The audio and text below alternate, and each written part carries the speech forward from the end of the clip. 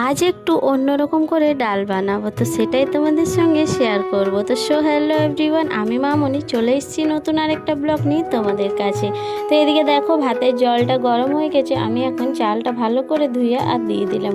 আর তোমাদেরকে বললাম তো অন্যরকম করে ডাল বানাবো, তো চলো সেটাই তোমাদেরকে দেখাই।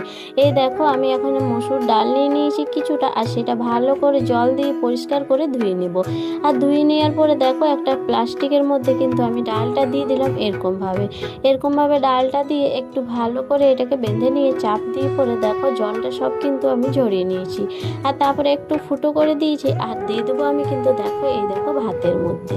অনেক দিন পর কিন্তু এরকমভাবে ডাল বানালাম, আর ডাল বানানোর বুদ্ধিটা কিন্তু মায়ের কাছ থেকে নেওয়া।